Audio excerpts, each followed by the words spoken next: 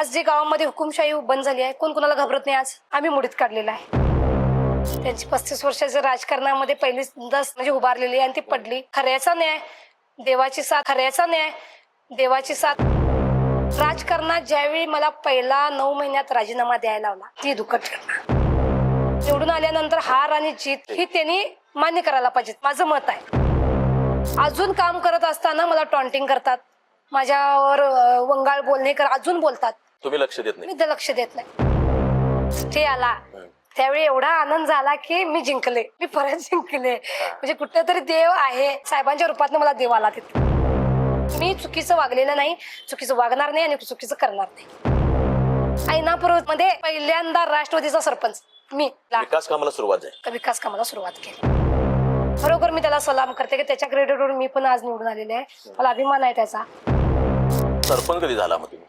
तेव्हा सरपंचच होते, मी सरपंचच होते, फक्त त्यांनी बरखास्त करायचं होतं. सरपंच होते, म्हणजे निवड झालेली होती, निवड सगळी झाली. सगळं बरखास्त पत्र आणलं मला, बस मला काही कार्यकाल करू दिलं नाही. कशासाठी चालू होतं हे सगळं? कशासाठी? उषा मांगलेंना सरपंच पदावर बसू द्यायचं नव्हतं. हा, एवढंच होतं. पण कशासाठी? का काय मलाच काय कळलं नाही. त्यांना खुर्ची म्हणजे मी सेकंड टाइम त्यांच्या विरुद्ध उभारले ना, म्हणून त्यांना बिनविरोध करायचं होतं. म्हणजे त्यांच्या घरची सीट पडली म्हणून? हा. 5 सदस्यांनी काही उलट न बोलता राजीनामा दिले? हो, राजीनामा डायरेक्टच दिला त्यांनी. हो. मी त्यांना पण आता विचारलं तर नाही, त्यांनी सांगितले, नेत्यांनी सांगितलं, मी देऊन टाकला म्हणाला, काहीच नाही. मग त्यावेळी मुश्रीफांचं तुम्ही नेतृत्व? त्यावेळी मला माझ्या साथ दिली, साहेबांनी साथ दिली, पाटील साहेबांनी दिली. माझे महत्वाचं म्हटलं तर आमचा डेप्युटी आता आहे लेवकुमार दडेकरनं मला साथ दिली. आमचे महत्वाचं म्हणजे धोंडीबा कांबळे, त्याने एक साथ दिली, आणि प्राचना देसाई. आम्ही 2 लेडीज आणि ते 2 आहेत. ह्या चौघांनी मला चांगलं सहकार्य केलं. तर एक जरी गेला असतं तर माझं आणि इसकटलं असतं गणित. तर ह्या चौघांनी मला चांगले खंबीर साथ दिली. मला धोंडीबा कांबळे तर 1 नंबर साथ दिला, आणि प्राचना ती राष्ट्रवादीचीच होती, त्यामुळे ती आणि मी दोघीच होतो. लेवकुमार हे भाजपचे आहेत, तरी पण मला साथ दिली त्यांनी. आणि ते दोघं, तुम्ही दोघी, चौघच फक्त. आता 5 जण राजीनामा देऊन गेलेले, देऊन गेले ते. चौघांनी ग्रामपंचायत चालवला? हो, 2 वर्ष 4 महिने चालवली.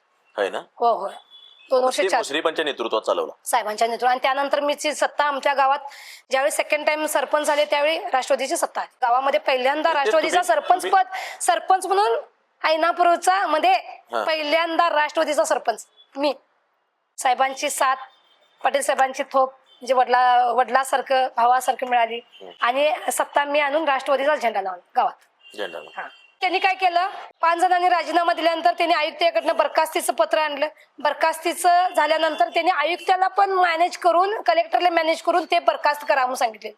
फक्त 2 दिवसात हो कारभार झाला. त्यांना काहीच म्हणजे 2 दिवसात कारभार केला आणि स्टे आणला. आणि साहेबांनी अख्खं चांगलं, जे हायकोर्टला कधी आम्हाला काहीच माहित नव्हतं, मला आमच्या साहेबांना काहीच माहित नव्हतं, तर आम्ही जाऊन ते काम करून स्टे आणला. आणि त्यांचा एवढा त्रास दिला, एवढा त्रास. त्यानंतर सुद्धा त्यांनी म्हणजे कामं करण्यासाठी जो त्रास, म्हणजे ज्या गोष्टीला त्यांनी करायला नको पाहिजे, निवडून आल्यानंतर हार आणि जीत ही त्यांनी मान्य करायला पाहिजे, माझं मत आहे. हार आता असते, निवडणुकीची हार असतेच, ती ते करायला पाहिजे होते, त्यांनी नाही केले. स्वीकारायला पाहिजे, त्यांनी स्वीकारायला नाहीत. कारण त्यांच्या अख्खं घरची सीट, त्यांची 35 वर्षाच्या राजकारणामध्ये पहिल्यांदाच ती म्हणजे उभारलेली आणि ती पडली. खऱ्याचा न्याय, देवाची साथ. माझं काय चुकलं नव्हतं. त्यांनी येऊन मला सांगितलं असतं की आम्ही जनतेचा मी खरोखर आभारी मानते. म्हणजे संपूर्ण आमच्या गावच्या लोकांना मी खरोखर, आणि देवाची ग्रामदेवत, आई वडिलांचा आशीर्वाद, मोठ्यांचा वडिलाधरांचा आशीर्वाद, लहान मोठ्यांचा, जे तरुण मंडळांचा,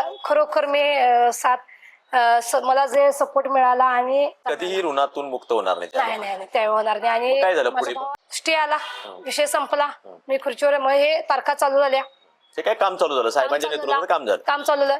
अख्खं साहेबांनी, मी सारखं साहेबाकडे जाणार, साहेब गावामध्ये जे कामं होते ती पहिला लिस्ट काढली, काय कामं करायची काय नाही, सगळं बघितला. विकास कामाला सुरुवात केली. पहिला गावामध्ये मी चाचणी केली. पहिला महत्वाचं काय, आराखडा केला. आराखड्यामध्ये पहिला महत्वाचं असते पाणी असतं, आरोग्य असतं, आणि शाळा असते. ह्या गोष्टी महत्वाच्या असतात. तर मी साहेबांच्याकडे अख्खं, मला वाटतं ठरावच मला 10-15 दिले, सगळेच गोष्टी काढल्या. 10-15 ठरावच तयार केले, सगळेच दिले. ह्यामध्ये कुठलं येतील ते येतील म्हटलं. तर पहिला मला अंतर्गत रस्ते आलं, गटरी आल्या ठराविक, आरोग्य केंद्राला सेड मारायला आलं. त्यानंतर 3 कोटी 90 लाखाचा रस्ता चालू आहे. आरोग्य केंद्राला 10 लाख मिळाला आणि 10 लाखाची मागणी केली. 3,90,00,000 रस्ता चालू आहे आता चालू आहे ऐनापूर इंचनाळ ऐनापूर रस्ता चालू आहे, कॉन्क्रीटीकरण चालू आहे. त्यानंतर साहेबांच्या ह्यानं शिष्यवृत्ती 15 ते 20 लाख आम्ही स्वतः केली. आम्ही ह्यानं भाऊ मी ह्याने केले. 15 ते 20 लाख आता शिष्यवृत्ती गावामध्ये येते साहेबांच्या ह्यानं. बांधकामाचं 400 ते 4.5 फॉर्म म्हणजे फॉर्म त्यांना. आणि भांडी सुद्धा आम्ही साहेबांनी सांगितल्या पद्धतीने सगळ्यांना दिलेली आहे. भांडी दिलेली आहेत. घरकुल मी ग्रामपंचायतीत बसून 65 घरकुल मंजूर केले. दरवर्षी 2, 3, 4 असतात, 65 घरकुल मंजूर आहेत आता माझी. हे मागचं काय आठवायचं का हे सगळं काम करताना? आठवते, अजून सुद्धा मला आठवते. आता सुद्धा मला ते आठवल्या की क्षण हे होतात. तुम्ही कामात व्यत्यय वाटायचा हे करायचं कशासाठी आणि काय काय म्हणजे राग होता त्या रागापोटी तुम्ही ताकदीनं काम करायचा? हे मत आहे. राग ह्यो खरोखर आहे. अजून मला वाटतंय की नाही अजून ते कुठल्या तरी कामात अडथळा येतोच. अजून अडथळा आहे. काहीतरी करायला की टॉन्टिंग करणे हे त्यांनी खरोखर त्यांचे म्हणजे त्यांनी स्वतः नाही करत असेल तर त्यांचे जे असतात ते अजून मला त्यांच्या घरचे असतील मला अजून काम करत असताना मला टॉन्टिंग करतात. माझ्यावर वंगाळ बोलणे अजून बोलतात. तुम्ही लक्ष देत नाही? मी ते लक्ष देत नाही. माझं कामाकडे लक्ष की किती कोटीची कामं झाली मग साहेबांच्या? मला आता वाटतं की साहेबांनी म्हटलं अंतर्गत रस्ता गटर दलित वस्तीची कामं. मुस्लिम समाजाला सुद्धा आमच्या गावात कुठल्या नसेल एवढ्या तालुक्यात असा दर्गा बांधलेला आहे साहेबांनी. दर्गा 1 नंबर दिलेला आहे. तर मला वाटतं आज साहेबांनी आज याच्यात 9 कोटीपर्यंतची कामं दिली. 9 कोटी? 9 कोटी दिली 2 वर्षात 4 महिन्यात 9 कोटी. हा रेकॉर्ड आहे. 2 वर्ष 4 महिने. माझं सेकंड पोटनिवडणुकीनंतर 2 वर्ष 4 महिने राहिले. लोकांचं काय म्हणणं आहे मग? हे इतका मोठा फंड आलाय म्हटल्यानंतर लोकांचं काय म्हणणं आहे? जे आतापर्यंत गावामध्ये जी सुधारणा झालेली नाहीये ती मी आल्यापासून सुधारणा झालेली. चांगलं झालंय. आरोचं पाणी आहे गावामध्ये. ग्रामपंचायत तुम्ही आता बघून लखलका लागले. कलर बिलर सगळं जिथल्या तिथं. जे गावाला माहित नव्हतं ग्रामपंचायत मध्ये काय ते आज लोकांना मी दाखवून दिलं. ग्रामपंचायत मध्ये काय चालू असतं. माझं एक तत्व मत आहे. ग्रामपंचायतीच्या हुमऱ्याच्या आत गेले. ग्रामपंचायतीच्या माझा संस्कार एवढा आई वडिलांनी चांगले दिलेत की ग्रामपंचायतीच्या हुमऱ्याच्या आत गेले की राजकारण बंद. जे काम विरोधक जरी असला तर मी त्याला सही करून देणार आणि कोणीही असू देत त्याला मी त्या ग्रामपंचायत हाताला आला तर सह्या करणार. मात्र ते चुकीचं जर असेल कोणीही असेल तर मी सही करत नाही. आणि जे सही करायचे आहे आणि ते काम करणं योग्य आहे ते काम करणं योग्य आहे आणि ते करता येत नाही. खरं ते केलं तर त्या माणसाचं चांगलं होईल. म्हणजे असं खायचं ते असं खायला लागत असेल तर ते मी काम करते का तर त्या परिस्थितीचे आणि त्या व्यक्तीचं बघून आणि ते करून करते मी ते काम करते. अख्खा विरोधक ज्याने राजीनामा दिले त्यांच्या सह्या आल्या मी 2 मिनिटात करून पाठवले. त्याने भीत होत होते सही देणार का नाही. मी 2 मिनिटात सही करून दिली. नाही मी तिथं राजकारण करायला.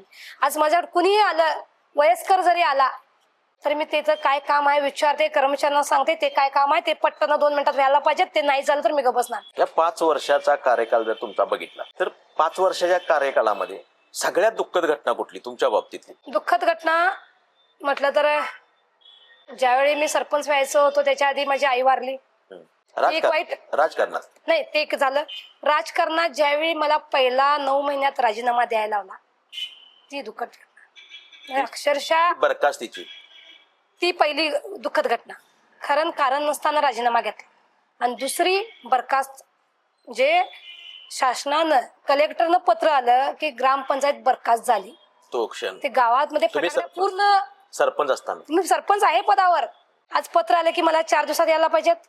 2 दिवस बरखास्त होणार मला पत्र आले. दिले ताब्यात कर्मचारी पण 27 महिने काही काम नाही. फटाक्यांचं सत्र चालू होतं. हो तुम्ही एकदा फटाक्यात ते एकदा फटाक्यात बाकी काही विषय काहीच विषय नाही. असा कुठला क्षण आहे की 5 वर्षामध्ये तो आनंदाचा किंवा न विसरणार अस्मरणीय? आनंदाचा म्हटलं तर साहेबांनी आता मला म्हणजे ज्यावेळी बरखास्त करायची होती त्यावेळी मी साहेबाला भेटलो. साहेबांनी जी थाप दिली मुश्रीफ साहेबांनी म्हणजे मुलगी सारखी मला जी थाप दिली. पाटील साहेबांनी जो आधार दिला. साहेबांनी थोप पाठीमागे दिली आणि त्यावेळी मला लढ आम्ही तुझ्या पाठीमागे आहे. आणि ज्यावेळी मला बरखास्त आला त्यावेळी एवढा आनंद झाला की मी जिंकले. मी परत जिंकले. म्हणजे कुठेतरी देव आहे साहेबांच्या रूपात मला देव आला. ज्यावेळी मी फटाकडे वाजवला ना की स्टे आला तर त्यांची तोंड बघण्याजोगी झाली. आणि गावाला एवढा आनंद झाला की आणि ते म्हणजे साहेब म्हणजे माझं ते मला एवढंच म्हणायचं. कारण तो मला क्षण एवढा आनंदाचा की मी परत 5 मिनिटं बसवायचं नव्हतं ते मी आज 5 वर्ष बसले खुर्चीवर त्या. सरपंच पदावर. आणि अख्खं माझं संपलं आता. म्हणजे 2 दिवस उषा मांगलीने करून दाखव. आणि हे मी दाखवून दिलं की माझी चूक नाहीये, मी चुकलेली नाहीये आणि मी नेटानं काम म्हणजे मी चुकीचं वागलेलं नाही, चुकीचं वागणार नाही आणि चुकीचं करणार नाही. 27 महिन्याचा अडथळ्याचा कार्यकाल, हा, उर्वरित कार्यकालामध्ये असं टोटल किती विकास कामांचा निधी आणला? मला वाटतंय 7 कोटीपर्यंतची कामं, 6 कोटीपर्यंतची कामं झाल्यात, कंप्लीट झाल्यात. उर्वरित चालू आहेत, आता कामं चालू आहेत. चालेल. रस्ता चालू आहे तो 3,90,00,000 चालू आहे. एक आता स्मशानभूमीचं परवाच साहेबाकडे इंटरव्ह्यू मी पसला अर्ज केला पंचायत समितीसाठी, मला इच्छुक होते. हा, साहेबांनी माघारी घ्यायला म्हटल्यावर साहेबांचा शब्द म्हणजे साहेबांनी सांगितलं, मी त्याप्रमाणे वागले. साहेब म्हटले तू थांब, त्यामुळे मला त्यांचं ऐकावं लागलं. अजून प्रलंबित किती कामं आहेत मग? म्हणजे तुम्हाला तो फंड मिळालाय, कामं व्हायचे असे किती फंड आहेत मग? आता स्मशानभूमीचं एक 10 लाख आणि चौलगेवाडा एक सुशोभीकरण ते 10 लाख. मला वाटतंय अजून एक 5 कोटीची म्हणजे ती 4 लाखाचं कम्प्लीट व्हायचं आहे. आणि हे इकडचं 50-60 लाखाचं 4-5 लाख आहे. उद्घाटन केलेत थोडी आम्ही. तेच ना, 4-5 कोटीचे अजून आहेत. म्हणजे साधारण 7 आणि 9 एक 10-12 कोटीची कामं तुमच्या कार्यकाळात झालेली आहेत. 4-5 कोटी, हा तेवढी झालेली आहे. इतक्या संघर्ष प्रवासामध्ये सुद्धा हे तुम्ही सगळं करून आणलेला. हो हो, मी आता व्यावसायिक आहे. व्यवसाय मधून पंचकृषीतले लोक माझ्याकडे येतात खरेदी पत्राला, त्या माध्यमातून मला संपर्क होतोय. त्यामुळे मला पूर्ण पंचकृषीत आणि हा माझा संघर्ष बघितला तर मला खरोखर अजून पूर्ण चंदगड भागातनं की कोल्हापुरातून म्हणजे सगळे पंचकृषीतनं अजून कोण येतात माझं कामाचं बघून. आणि मला एवढंच म्हणायचं, मी काम जे खुर्ची आहे त्याचा मान ठेवायला लागले. म्हणजे मला खुर्ची मिळाली म्हणून मी असं नुसतं खुर्चीवर बसत नाहीये. मी बसल्या मी जी कामं पहिला तयार असतात आदल्या दिवशी की मी हे काम करणार आहे, आणि उद्या ती बाई उद्या येणार आहे, तिचं काम अंगठा घेऊन तिचं पहिला ते घरकुलचं दुसरा हप्ता टाकणं गरजेचं आहे. म्हणजे किरकोळ मी गावामध्ये फेरी मारते, पूर्ण गावात फेरी मारले की कुणाचं काम आहे ते डायरेक्ट येऊन मला पहिला देते. म्हणजे माझी कामाची पद्धत सांगते. गावात पूर्ण अख्खा एक आठवड्यात एक पूर्ण गाव पहिला फेरी मारते. सगळ्या कर्मचाऱ्यांना आठवड्यात मिटिंगच्या दिवशी बोलवते. तुम्हाला काय तक्रार आहे, तुला काय तक्रार आहे, तुला म्हणजे सगळ्या कर्मचाऱ्यांना पहिला विचारतो कुणाची काय तक्रार आहे, कुठल्या गल्लीतनं कुठल्या व्यक्तीची तक्रार आहे, कुठली गटर काढली नाही, कुणाचा रस्ता पाहिजे, हे सगळं पहिला लावून घेते.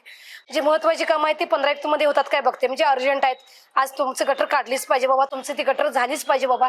तर पहिला ती कामं मी पहिला प्राधान्य देते, ज्याला गरज आहे ती देते. आणि उर्वरित जी करायला पाहिजे ते आमच्या साहेबांच्या फंडातून मी ती पूर्ण करून घेते. मी एखाद्याच्या आजीच्या घरात गेलो आणि मी जेवायला नसलं, आजी भाकरी खा म्हणते तर बसून तिच्याजवळ बसून एक कुणासोबत पण मी आजीचा असं एक तुकडा खाऊनच मी बाहेर पडतो.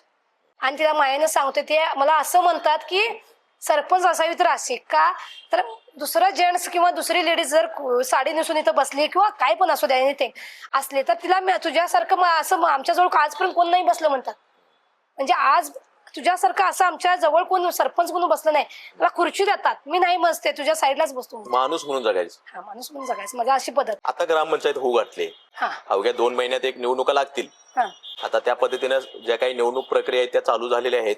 मेच्या साधारण पहिल्या आठवड्यात किंवा शेवटच्या आठवड्यात निवडणुका लागतील. तुमचा काय रोल असेल त्यावेळी? तुम्ही परत थांबणार? नाही, पॅनल असणार आहे. कारण मी जे संघर्षानं आम्ही जे त्यांच्या विरुद्ध आता लढलो तर आम्ही आता मागे हटणार नाहीये. बरोबर. तर परत आमचंच एक पॅनल असेल आणि पॅनल मधून आम्ही माणसं. आता काय आरक्षण आहे? आता एससी मध्ये आहे. एससी मध्ये सरपंच पद हे थोडक्यात सर्वोच्च पद असतं ग्रामीण भागामध्ये किंवा एखाद्या खेडेगावामध्ये. त्यानंतर काही गोष्टी मिळवण्याचा काय तिथे हेतू राहिलेला नसतो. एकच की बाबा आता तुमचं पॅनेल जे करणार आहे त्या मागचा उद्देश काय असू शकतो तुमचा? आज जे गावामध्ये हुकुमशाही बंद झाली आहे, कोण कुणाला घाबरत नाही. आज आम्ही मुडीत काढलेला आहे, आम्ही मुडीत काढलं. आता हुकुमशाही नाही, कुणी कुणाला घाबरत नाही. गावात तुम्हाला म्हणणार ती जी कुणाला करायचं मतदान करणार. आज लोकांना कसं आहे सांगू तुम्हाला की तळागाळामध्ये आम्ही काम करतोय. माझा भाऊ माझ्यापेक्षा माझा भाऊ काम करतोय. मी जरी नसलो तर तो काम करतोय.